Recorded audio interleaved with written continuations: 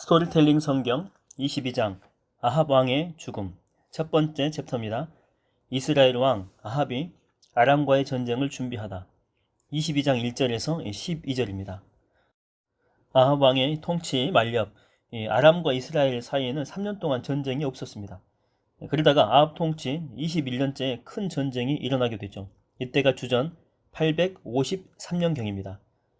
이스라엘의 오랜 숙적이었던 이 아람은 이스라엘 북동쪽에 위치한 나라죠. 수도는 다마스쿠스, 다메섹입니다. 수리아로도 이게 종종 이 나라는 이제 표기되기도 하는데 오늘날의 시리아죠. 그의 남왕국 유다의 여호사밧 왕이 북왕국 이스라엘을 방문하게 됩니다. 당시 두 왕은 서로 간의 사돈 관계였죠. 여호사밧의 아들이었던 여호람 또는 요람이라고 이야기하기도 합니다. 이 아들이 아합의 딸 아달랴와 혼인했기 때문이죠. 그래서 두 왕은 화기애애한 가운데 술잔을 나누고 있었습니다. 근데 이때 아합이 상기된 표정으로 신하들에게 이렇게 이야기를 합니다. 본래 길르앗 라못은 우리 땅인데 지금은 아람의 수중에 있어. 그런데도 우리는 아무것도 하고 있지 않소. 경들은 어찌 생각하십니까? 이렇게 물어봐요. 이때 신하들이 우물쭈물하면 답을 꺼리죠. 그랬더니 이번에는 여호사밧 왕에게 묻습니다. 내가 만약에 길르앗 라못을 치러 출전하면 왕께서도 나와 함께 싸우러 가시겠습니까? 이렇게 물어봐요. 그때 유다 왕 여호사밧은 조금도 망설임 없이 선뜻 대답하게 됩니다. 싸우러 가다 마다요. 내 마음은 왕의 마음과 똑같소. 내 백성들도 왕의 백성들과 같고 내 군마도 왕의 군마와 같소이다. 두 왕은 아람에 속한 길르앗 라못을 되찾는데 의기투합되었죠. 하지만 이 창건자 여로보암 때부터 우상 소굴이 되어 있는 이 북왕국보다는 그래도 예루살렘 성전이 있는 남왕국은 하나님을 의식했었죠. 그래서 신실하고 경건한 유다왕 여호사밧은 이번 전쟁이 주의 뜻인지 아닌지 물어보기를 원했습니다. 그래서 선지자들한테 한번 물어보자고 아합 왕에게 건의하게 되죠. 아합 왕은 이 건의를 받아들입니다. 그래서 즉시 400명이나 되는 선지자들을 전부 불러 모은 것이죠. 그때의 북왕국 이스라엘에는 월등히 거짓 선지자들이 넘쳐났습니다. 그들은 즉각 소집에 응했고 궁궐로 이렇게 들어오면서 입을 맞춘 듯이 하나같이 아합 왕의 그 비위에 딱 맞는 그런 대답을 한 것이죠. 특히 그들을 대표하는 그나아나의 아들이었던 이 시드기야는 철로 뿔까지 만들어 가지고 와서는 큰 소리로 외칩니다. 오 폐야, 주께서 내게 밝히 이르시기를 아합은 이 뿔들로서 아람의 군사들이 전멸할 때까지 그들을 모조리 쓸어버릴 것입니다 라고 하셨습니다. 그러니 이번 전쟁은 정말 조금도 두려워하지 마십시오. 그러자 다른 모든 선지자들도 똑같이 큰 소리로 외칩니다. 그렇습니다 폐하, 지금 당장 길르앗 라못을 치러 올라가십시오. 왕께서 틀림없이 승리하실 것입니다. 주께서는 그 성읍을 왕의 손에 이미 넘겨주셨습니다. 얼른 올라가 취하십시오. 그런 소리를 듣고 아합 왕은 자신만만해지게 되죠. 그러면서 웃음을 터뜨리면서 유다 왕에게 말합니다. 자, 어떻소? 이만하면 하나님의 뜻도 우리와 같지 않소이까? 이렇게 거만한 표정을 지으면서 이야기를 합니다. 그런데 어쩐 일인지 여호사밧 왕은 믿음지 않다는 듯이 아합에게 다시 한번 물어보죠. 근데 여기 모여있는 선지자들 말고 혹시 다른 선지자는 없습니까? 유다 왕 여호사밧은 그래도 올바른 신앙을 가진 선한 왕이었고 형군이었어요. 그는 무조건 아첨하는 400명의 선지자들이 아무래도 믿음지 않았다라고 하는 것이죠. 그래서 다른 선지자를 찾은 것입니다. 있기야 있지요. 미가라고 하는 선지자가 하나 있는데 그 자는 항상 이 불길한 일만 예언해 주기 때문에 나는 그 자를 별로 좋아하지 않습니다. 당시 미가야는 참된 선지자였기 때문에 항상 하나님의 말씀만을 예언했습니다. 우상을 숭배하고 죄악을 일삼는 아합 왕에 대해서 좋은 말이 나올 리가 없었죠. 그래서 왕의 미움을 샀던 선지자였습니다. 하지만 여호와 신앙을 지닌 신실한 여호사밧은 아합과 생각을 달리했죠. 아닙니다. 왕께서는 선지자를 두고 그런 말을 해서는 안 됩니다. 우리는 마땅히 그 선지자의 말도 들어보아야 됩니다. 지금 즉시 그 선지자를 부르도록 하시지요. 이 같은 여호사밧의 부탁에 아합은 어쩔 수 없이 미가야 선지자를 데려오게 합니다. 두 번째 챕터입니다. 미가야 선지자의 경고. 22장 13절에서 28절까지입니다. 미가야 선지자를 부르러 간 그 신하는 미가야 선지자한테 전쟁에 찬성하는 발언을 해달라고 부탁하죠. 선지자님, 어차피 아합 왕께서는 전쟁하기로 작심한 듯합니다. 그러니 제발 이번에는 좋은 말로 왕께 대답해 주십시오. 이렇게 간곡히 부탁을 합니다. 이제 드디어 미가야가 이제 도착하게 되죠. 왕실에는 두 왕과 400명의 얼뜨기 거짓 선지자들이 기다리고 있었습니다. 미가야를 보더니 아합 왕이 대뜸 묻습니다. 우리는 지금 길랄 라못을 치러 올라가려고 하는데 그대의 생각은 어떠하뇨? 계획대로 실행해야 좋겠소? 아니면 그만두어야 좋겠소? 어디 그대의 뜻을 한번 말해 보시오. 아합 왕의 그 질문에 미가야 선지자는 이렇게 이야기합니다. 네, 왕께서는 왕의 생각대로 그 성을 치러 당장 올라가십시오. 그럼요, 왕께서는 틀림없이 승리하실 것입니다. 주께서는 그 성을 왕의 손에 반드시 넘겨주실 것입니다. 모든 선지자들이 그렇게 예언했으니까 안 그러실 리가 있겠습니까? 꼭 이렇게 비아냥거리는 그런 투로 이야기한 것이죠. 미가야는 아합 왕이 듣고 싶은 그 말을 거짓 선지자들의 그 말투를 흉내 가지고 그렇게 이야기를 한 것이죠. 왕도 미가야의 그 비아냥을 즉시 알아차린 것입니다. 자, 빈정거리지 말고 여호와의 이름으로 말할 때는 오직 진실만을 말하도록 하시오. 우리가 어떻게 하면 좋겠어? 그제야 이제 미가야 선지자는 자세를 다시 가다듬게 됩니다. 그리고 진지한 표정으로 다음과 같이 대답을 합니다. 네, 그렇게 하지요. 제가 보니까 이스라엘 군사들이 마치 목자 없는 양떼처럼 마구 쫓겨서 온 산에 이리저리 흩어져 있습니다. 주께서 제게 말씀하시기를 이제 저들에게는 지도자가 없다. 그러니 이스라엘 군사들로 하여금 각자 자기 집으로 돌아가게 하라 하셨습니다.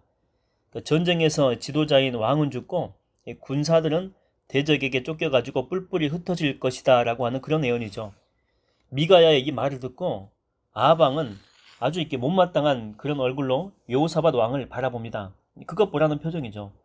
아합 왕의 그 반응에 아랑곳 없이 미가야는 계속해서 말이 있습니다. 왕이시여, 주께서 하늘 보좌에 앉아 계신 것을 보았는데 주께서 천사들에게 물으시기를 누가 아합을 깨어 그로 길르알 라못을 치러 올라가게 하여 그를 죽게 만들겠느냐 하셨습니다.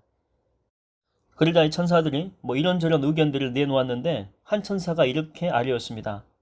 그 천사가 아뢰기를 주님, 그 일을 제게 맡겨주십시오. 제가 아합을 꿰어 죽게 하겠습니다. 그러자 주께서 물으시기를 그래? 너는 어떤 방법을 쓰려고 하느냐? 그렇게 말씀하시자 그 천사가 대답하기를 제가 거짓말하는 영이 되어서 아합의 선지자들로 모두 거짓말을 하게 만들겠습니다. 라고 했습니다. 그러자 주께서 말씀하시기를 좋다. 그렇게 하면 아합을 꿰어 죽일 수가 있겠구나. 너는 그대로 시행하라 하셨습니다. 미가야 선지자는 보좌에 앉은 아합 왕이 선지자들과 전쟁을 놓고 의논하듯이 만왕의 왕이신 여호와께서도 천사들과 회의를 하신다는 것을 이렇게 이제 묘사한 것이죠. 이제 미가야는 자신의 말을 마무리합니다. 이렇듯 주께서는 왕의 선지자들 입에 거짓말하는 영이 들어가게 하셨습니다. 그래서 주께서는 왕께 재앙을 내리실 작정인 것입니다. 이렇게 미가야의 말이 끝나자마자 이미 철불로 아합 왕의 승리를 호언장담했던 시드기야가 분노가 가득한 거죠. 그래서 미가야의 뺨을 세게 때리면서 씩씩거리면서 말합니다. 뭐라고? 이 거짓말장이야. 그래, 주님의 영이 어떻게 나를 떠나서 내게로 가서 그런 말씀을 하셨단 말이냐? 어느 한전이라고 함부로 입을 놀리는 것이냐? 썩 꺼지지 못할까? 시드기야는 자신도 모르게 거짓 영에 의해서 조종당하고 있었기 때문에 자신의 예언이 거짓인 줄도 모르고 길길이 날뛴 것이죠. 이에 미가야가 맞받아서 소리칩니다. 시드기야야, 거짓말하는 자는 바로 너다. 똑똑히 새겨두어라. 이스라엘이 전쟁에서 피하여 내가 골방으로 들어가 숨게 되는 그날에 너는 모든 것을 알게 될 것이다. 이때 이제 아합 왕이 둘 사이에 개입해서 명령을 내립니다. 저놈 미가야를 당장 붙잡아서 성읍 통치자인 아몬과 그의 아들 요아스에게 넘겨주어라. 그를 옥에 가두고 내가 싸움터에서 무사히 돌아올 때까지 죽지 않을 정도로만 밥과 물을 주어라. 내가 승리하고 돌아온 뒤에 그놈을 어찌 처단할지 결정하겠다. 이렇게 체포당하면서 끌려가고 있는 그 미가야가 아합 왕의 그 시야에서 멀어지면서 크게 외치기 시작합니다. 왕께서 전쟁터에서 무사히 돌아오실 수 있다면 주께서 제게 그런 말씀을 전하게 하시지도 않았을 것입니다. 모두들 제가 한 말을 똑똑히 기억해 두십시오. 세 번째 챕터입니다. 아합 왕이 중상을 입고 전사하다. 22장 29절에서 40절까지입니다. 길랄 라못은 본래 이스라엘에 소속된 성읍이었지만 아람 왕이 베나닷 1세에게 빼앗긴 상태였죠. 그래서 일전에 아합이 베나닷 1세의 후계자인 베나닷 2세를 사로잡았을 때 그 땅을 이렇게 돌려주겠다는 그 약속을 받고 그를 풀어준 적이 있습니다. 그때 아합은 그 일로 무명의 선지자에게 크게 질책을 당했죠. 물론 그 무명의 선지자는 주님의 보내심을 받고 아합 왕에게 장차 당할 화를 선포한 것입니다. 어쨌든 그 일이 있고 나서 3년이 지나도록 아람 쪽에서 이 길르알 라못을 반환하겠다는 그 약속을 지키지 않았죠. 그러자 아합 왕은 무력으로 그 성읍을 탈환하기 위해서 전쟁을 일으킨 것입니다. 마침내 전쟁이 시작되었습니다. 이때 이스라엘 왕 아합은 왕복을 벗고 일반 군사로 변장한 뒤에 싸움터로 나갔죠. 반면에 유다 왕 여호사밧은 화려한 왕복을 그대로 입은 채로 나아갑니다. 여호사밧은 왕실을 떠나올 때 전투 복장을 챙기지 못했기 때문이죠. 심약한 아합은 미가야 선지자의 그 패배 예언이 은근히 걱정되었던 것입니다. 그래서 이 적군의 눈을 속이려고 복장을 변장으로 해서 나간 것이죠. 아닌 게 아니라 아람 왕은 병거 주의관 32명에게 특별한 임무를 하달합니다. 너희는 오직 이스라엘 왕만 상대해라. 다른 자들은 신경도 쓰지 마라. 기왕이면 왕을 생포하게 되면 더 좋다. 무슨 말인지 알겠느냐? 전투는 일진일퇴, 밀고 밀리며 치열하게 전개됩니다. 아람 왕의 특명을 받은 아람 군대의 병거 주의관 32명은 이스라엘 왕을 찾는 데 혈안이 돼 있죠. 그들은 오래지 않아서 화려한 왕복을 입은 사람을 포착합니다. 저기다! 저기 이스라엘 왕이 있다. 모두 이스라엘 왕을 공격하라. 그 아람의 병거 지휘관들은 화려한 왕복을 입은 유다 왕 여호사밧을 향해서 일제히 달려든 것이죠. 그러자 크게 당황한 유다 왕이 그들을 향해서 냅다 소리를 지릅니다. 나는 유다 왕이다. 너희가 어찌하여 나를 잡으려 달려드느냐? 썩 물러나지 못할까?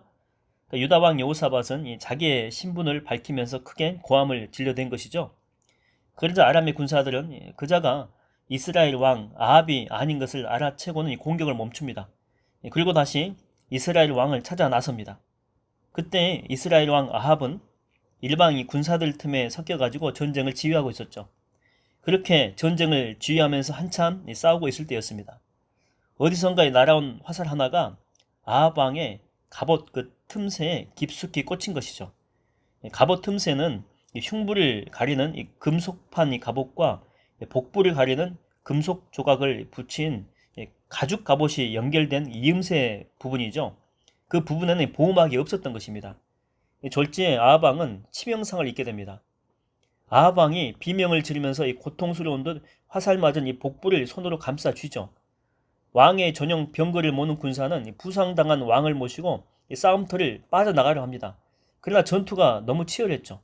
어느 곳으로도 쉽게 움직일 수가 없었던 것입니다. 그러다 보니까 아합 왕은 전쟁터에 갇혀서 이 부상으로 전투도 못하고 그저 이게 구경만 하는 신세가 된 것이죠. 그러는 동안에 상처에서 흘러내린 피가 병거 바닥에 가득 고이게 되었고 저녁때가 되자 과다출혈로 그만 숨을 거두게 됩니다. 아합 왕이 죽자 이스라엘 진영에서는 전쟁의 종결을 알리는 나팔 소리와 함께 큰 외침이 울려 퍼지죠. 모두 공격을 멈추고 자기 성읍으로 돌아가라. 전쟁이 끝났다. 미가야 선지자의 예언이 적중하게 됩니다. 결국 아합 왕은 길르알 라못 전투 중에 죽음을 맞이하게 되었고 그의 시신은 사마리아 도성에 묻히게 됩니다. 신하들은 왕의 피가 흥건히 고여있는 그 병거를 창녀들이 목욕하는 사마리아 성읍에 연못에서 씻어냅니다. 그러자 피냄새를 맡고 개들이 몰려와서 피를 할짝할짝 핥기 시작하죠. 이는 앞서 주께서 엘리야 선지자를 통해서 그 선포하신 말씀 그대로 이루어진 것이죠. 북왕국 이스라엘의 제7대 왕인 아합의 생애, 그가 행한 일들과 그가 지은 상하 궁전, 또 여러 성읍들, 그리고 그가 구축한 이 방어 체제에 관한 기록 등은 이스라엘 왕들의 연대기에 자세히 기록되어 있습니다. 아합 왕이 죽자 그의 아들인 아하시아가 부왕의 뒤를 이어서 북왕국 이스라엘의 8대 왕에 오르게 됩니다. 네 번째 챕터 남왕국 유다의 제4대 왕 여호사밧 22장 41절에서 50절까지 내용입니다. 북왕국 이스라엘의 아합 왕 제4년경에 남왕국 유다에서는 아사의 아들인 여호사밧이 제4대 왕위에 오르게 됩니다. 그는 35세에 즉위해서 25년 동안 유다를 통치하게 되죠. 어머니는 실히의 딸 아수바였죠. 여호사밧 왕은 모든 면에서 선대왕인 아사를 본받아서 여호와 보시기에 옳은 일을 행했습니다. 그러나 전통적인 예배 장소인 산당은 없애지 않고 그대로 두었죠. 그래서 백성들은 여전히 산당에서 하나님께 제물을 바치고 분향하고 예배했습니다. 산당 예배는 오직 예루살렘 성전에서만 제사 드릴 것을 명한 그 율법에 원래는 어긋났죠. 그래서 과감하게 없앴어야 됐는데, 그렇지만 오랜 이 관례에 젖은 백성들이 산당 예배를 즐겨 했기 때문에 유다의 선한 왕들조차도 이 산당을 그대로 두었던 것입니다.